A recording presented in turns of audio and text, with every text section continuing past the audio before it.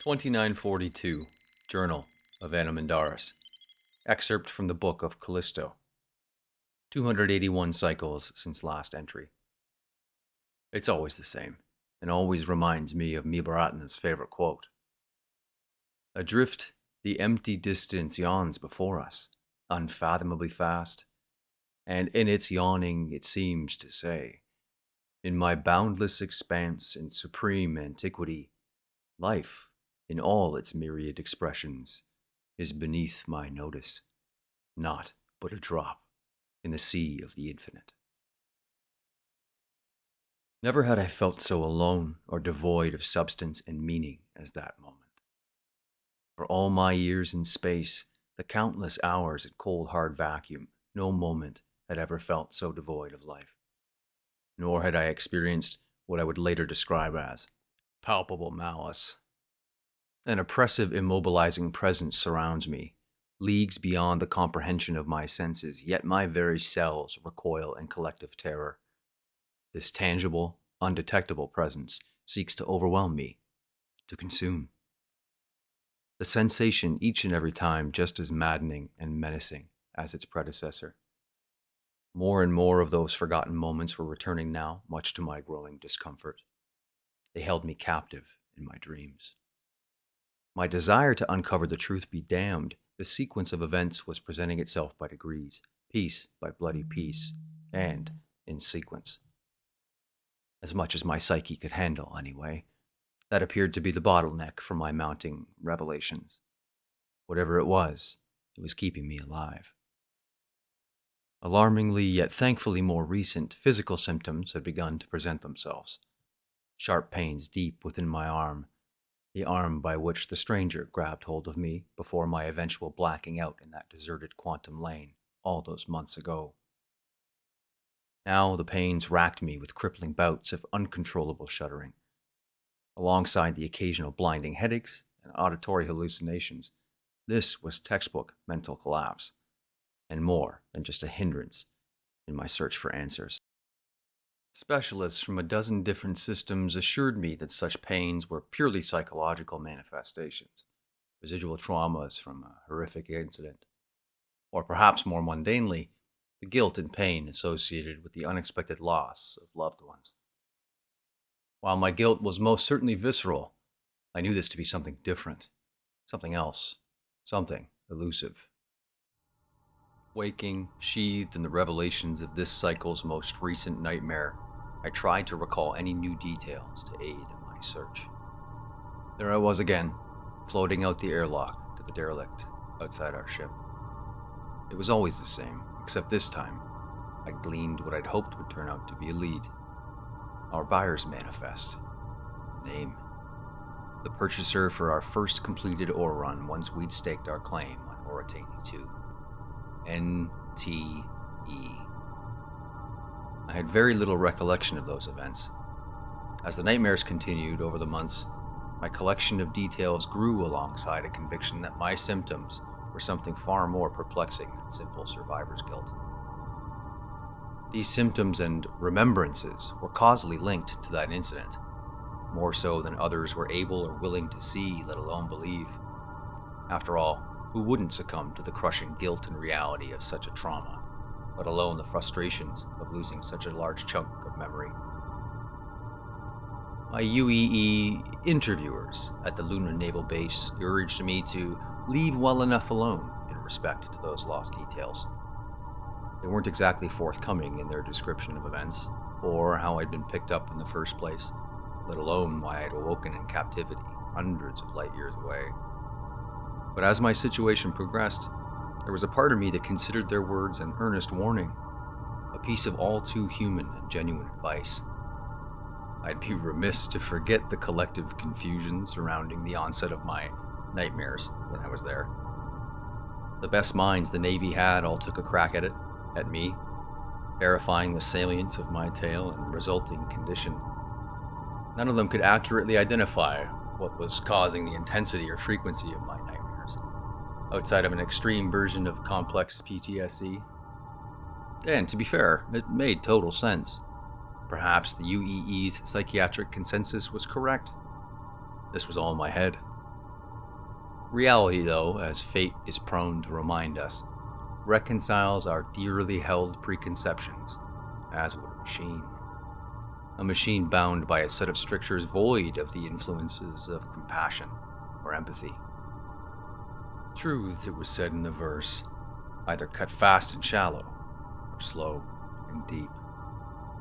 But something or some part of myself was shielding me from these particular revelations. It was drawing them out to preserve my sanity. Or, conversely, it was offering me to the gods of misfortune for a protracted dalliance of death by 1,000 cuts. The jury was decidedly out on that one. The harder I sought to uncover the truth of the Oritani incident, the greater the burden and toll on my body and mind. As the ship shuddered beneath me, the timbre of the quantum drive changed.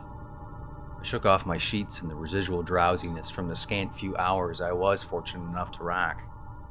It was, after all, almost time. As my feet touched the cold alloy floor grates of the Andromeda gunship, a chill shot through me. Like a poorly sealed vac suit on a repair walk, the frigid, undeniable sensation quickly traveled up my ankles into the bottom of my calves. Prying my gaze from the floor of the vessel and my strangely chilled feet, my eyes widened as I registered a figure standing before me, shrouded in the gloom of the dimmed habitation section. Blinking furiously, I sought to dispel this apparition of my subconscious. I was, after all, on my own. Twitch didn't suffer tag-alongs, and my affiliation with her network was explicitly off the record. I was, well and truly, aside from Betsy, the onboard computer, alone on the Solanda. My attempts to blink banish this manifestation of my increasingly fucked up psyche was wholly unproductive. There it stood. My mind is at war with itself, I thought. Reconciling my need to know my Beratna's fate with the unfathomable terror I'd confronted in that jump lane was sequentially severing my grip on reality, one fast cut at a time. The trespassing foreign chill in my body redoubled, and the figure began to turn. His movements were awkward, but sparked an elusive recognition. I knew this person on some subconscious level. His motions came in tightly restricted fits and starts. My eyes were frozen on this ghostly visage, and I finally comprehended who it was that stood before me. The stranger from the wreck. How long has it been here? How did he get here? Steam was slowly rising in thin sheets from the stranger, up into the air exchange vents above. The unnatural chill continued its steady ascent up my body as realization struck me like an errant Argo. This figure was no apparition. The man before me was the source of the bone-chilling cold that now seemed to wrap icy fingers around my spine. I was rendered immobile, frozen, all too aware of the unnatural flesh and blood horror in my cabin. My thoughts drifted to Lagertha. It was my belief that her and I would cross paths again someday. My pragmatic side, though, was already rehearsing quiet prayers to whatever gods presided over this particular stretch of nothingness. The stranger's uniform was intact, no less. I'd never previously been able to observe any of its details, yet here it was, a mere arm's length away from me. It was a dusky, well-worn navy blue, an altogether familiar design, yet something was odd about its appearance, a detail that escaped me. The man who wore the uniform was lean, with a long-limbed frame, a belter. But this one's different somehow, too. Not just his getup, I thought. There was something about the proportions that seemed almost exaggerated, but it made this interloper all the more threatening. An unfamiliar sigil on his right shoulder bore the word Callisto, just above a large tear in his uniform. The rent was ragged and inconsistent, likely the result of an unexpected depressurization event. Signs of this sort were common on the stumbled-upon corpses of spacers, marauders, and the civilized folk of the verse alike. Clothing was often caught on a piece of equipment on its violent way out of a vessel, leaving the telltale sign. Space, after all, was a deadly and unforgiving place. Frost lines were visible now where the fabric of the stranger's uniform had creased, appearing as he continued to acclimate to the climate-controlled cabin. He appeared to be frozen near solid. It was as if he'd been left in vacuum for... This is impossible, I told myself. He can't be here. He can't be alive. My gaze held on the stranger as he completed his slow, unnatural about-face. His eyes instantly found mine, and he stood as still as the time between us. The ship, my surroundings, everything dimmed and faded to black, the darkness streaming in founts from the pupils of the frozen-faced man. The emanations of his eyes seemed to rhythmically expand and contract. After several heartbeats, impossibly, the gathering darkness expanded, ever outward, to envelop everything. Form and shape were consumed by a blackness so absolute, it appeared to truly devour all that it touched. There was no telling where the nothingness ended, nor where I began. Borders within me began to sequentially dissolve as I lost all sensation of self. And in the emptiness of a place so vacuous and barren as to defy comprehension, I heard his voice again. This time, though, the stranger had something new to say. "Wake up, Kopeng. You know she doesn't like to be kept waiting." Gasping and clutching my chest, I shot up in the very same bed. My efforts caused a collision of most epic proportions with the frame of the upper bunk and my rapidly ascending skull. "Falota," I groaned, quickly but lately probing for the definite split in my skull. Wincing and half-chuckling at my misfortune, the disorientation faded abruptly as I recalled why I had awoken so rapidly in the first place. Another nightmare. But this one... Glancing starboard from my bed, I sighed my shuddering relief at the empty place where the stranger had stood not 20 heartbeats earlier. Nothing but the hum of the Solanda's subsystems and the faint glow of her running lights to harry my senses.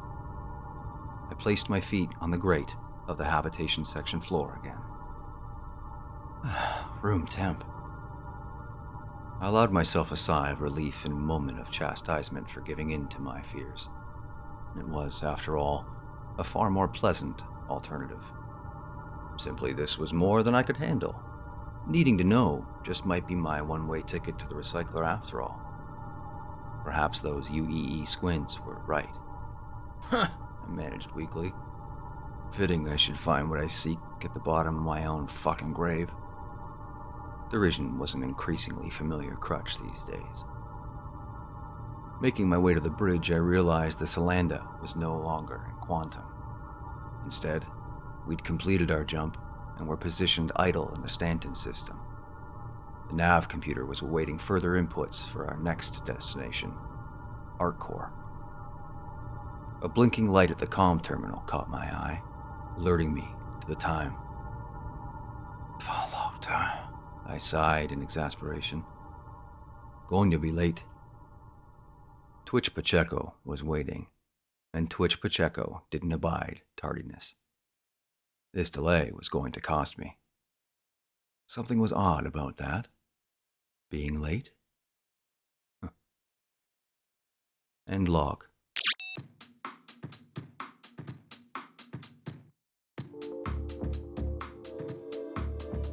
Hey everybody, thanks for watching. I hope you enjoyed what you saw. This is kind of a divergence for us in what we normally do, but what we're essentially trying to do with this 10 to 12 part series is tell the existing Star Citizen lore sort of from our perspective as an individual org and how we fit into things, sort of our timeline, using factual Star Citizen canon, and of course trying to make this as appropriate and believable as possible. Of course, those are challenges. Anyways, I hope you like what you've seen. If you'd like to come back for more, we're going to have a regular series of these. These are time consuming to put together, and they do involve fully fleshed out scripts and a whole bunch of stuff that I'm not exactly that proficient at. But hopefully you enjoyed what you saw, then you're going to see more. See you in the verse.